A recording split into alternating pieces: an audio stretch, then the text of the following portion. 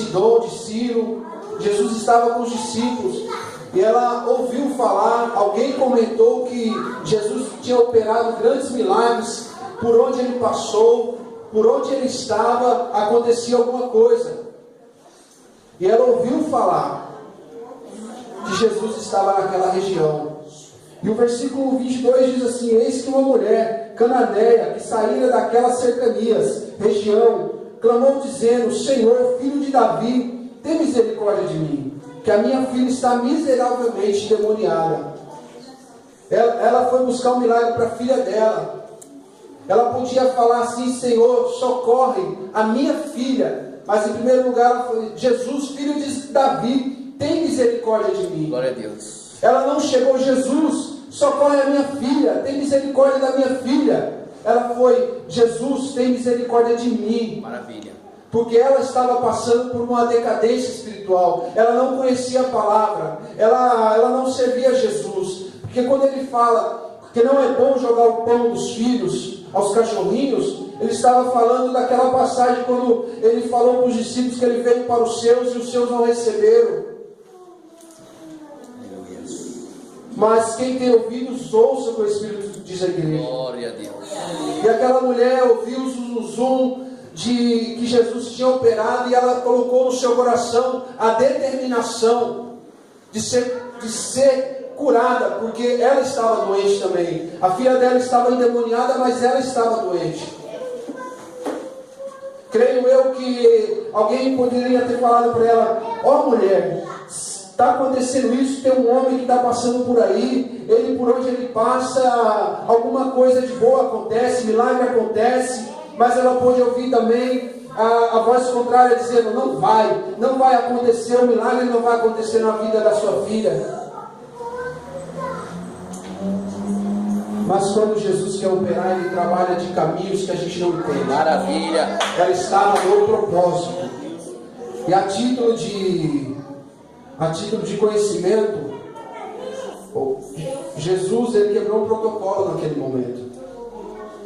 Porque os judeus, Jesus é um homem ainda, hoje no Oriente Médio, em regiões conservadoras, homens e mulheres não conversam com estranhos do outro lado da barreira de gênero, ou seja, homem e mulher. Em público, os rabinos não conversam com mulheres da sua própria família. Além disso, a mulher dessa história é uma gentia que procurava um favor de um judeu. Naquela época, Jesus quebrou o protocolo. Ele ficou em silêncio. Mas o silêncio dele tinha um propósito, tinha um porquê, tinha um porquê. Aleluia. Às vezes queremos entender o porquê disso, o porquê daquilo. Mas Romanos 8:28 diz que tudo coopera para o bem daqueles que amam a Deus. São muitos daqueles que estavam com ele ali naquela multidão não deram ouvido à mensagem, à pregação, aquela mulher deu.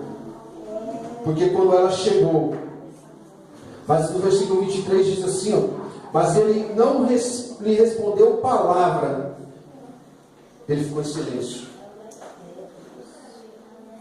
A palavra de Deus diz que o Espírito Santo, ele intercede por nós com gemidos inexprimíveis. E o papel do discípulo aqui nesse momento, ele estava fazendo como o Espírito Santo. Porque Jesus se calou. E olha o que os discípulos disseram. E os seus discípulos, chegando ao pé dele, rogaram-lhe, dizendo: despede a que vem gritando atrás de nós. E ele respondendo, disse: eu não fui enviado senão as ovelhas perdidas da casa de Israel. E aquela mulher tinha tudo para desistir. Ela tinha todas as características de desistir do milagre, de ver a filha dela restaurada, de ver a família dela curada, de ver a casa dela restaurada pela palavra. Porque quando Jesus dá uma palavra de ordem, alguma coisa vai acontecer. Glória a Deus. Alguma coisa vai acontecer. Não há muralhas que podem resistir à palavra do Senhor. E ele respondendo disse: eu não fui enviado senão as ovelhas perdidas da casa de Israel. O povo estava disperso, o povo estava adorando as imagens, mas ele quebrou o protocolo. E ela colocou o milagre dela em foco. Ela não olhou para a direita e nem para a esquerda. Ela olhou para Jesus. Porque ela tinha certeza que o milagre dela ia acontecer. Maravilha. Ela tinha certeza que o milagre dela ia acontecer. Então chegou ela e adorou, dizendo: Senhor, socorre-me. O milagre dela começou neste momento. Quando ela chegou e adorou, dizendo: Senhor, o Senhor pode todas as coisas. Socorre a minha vida, socorre a minha casa, socorre a minha família. Neste momento essa mulher poderia estar falando assim: Senhor, eu te aceito como meu Salvador, Aleluia. como Salvador da minha alma. Neste momento ela poderia estar falando: Senhor, muda a minha história, eu quero te conhecer mais e mais. Ela poderia estar vivendo lá em Tiago 4, no versículo... Aleluia, Jesus. Tiago 4. Aleluia, Jesus. Versículo 8: Chegai-vos, pois, a Deus, e Ele chegará a vós. Limpai as mãos, pecadores, e vós de duplo ânimo, purificai o coração. Ela estava se chegando naquele momento ao Senhor. Aleluia. E o Senhor já tinha feito o milagre, mas tinha um processo ainda. Tinha que confundir aquelas pessoas que estavam ao redor dele ali. Porque Eclesiastes 3 fala que há um tempo para todas as coisas. Há um tempo de chorar, há um tempo de se alegrar, há um tempo de dar risada, há um tempo de se afastar, há um tempo de estar perto, há um tempo de chorar, há um tempo de se alegrar. Mas o tempo é do Senhor. E o tempo dessa mulher chorar acabou neste momento, quando ela se prostrou, quando ela adorou, quando ela foi buscar a pessoa certa. Porque quando nós buscamos a pessoa certa, chamada Jesus, algo vai acontecer. Mas não é no nosso tempo, é no tempo dele. E a título de informação aqui, os cães, na cultura tradicional do Oriente Médio, judaica e não judaica, são quase tão desprezados quanto os porcos. Os porcos são piores. Os cães nunca são animais de estimação. Eles são mantidos como os cães de guarda semi-selvagens ou deixados vagando sozinhos como perigosos carniceiros de rua que sobrevivem do lixo. Ela foi humilhada ali, aparentemente, pelo Senhor. Até mesmo as pessoas achou ali que ela foi humilhada. Mas o Senhor sabe trabalhar. Ele trabalha com princípios e com propósito. Ele confundiu aquela sociedade.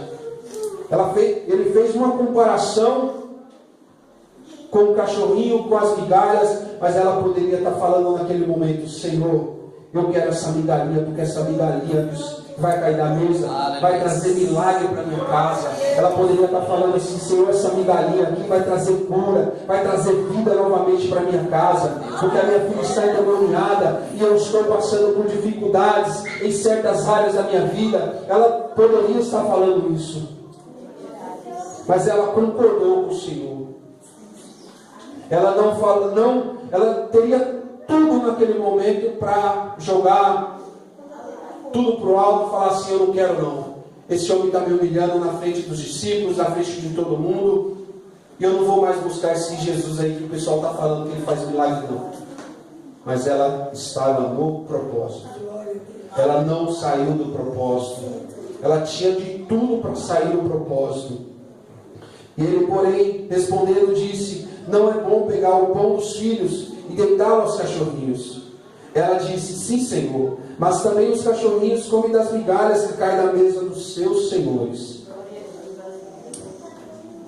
Ela sabia que aquela migalha, aparentemente falando, tinha uma grande valia naquele momento. Maravilha. Tinha algo sobrenatural para acontecer na casa dela, na casa da família dela.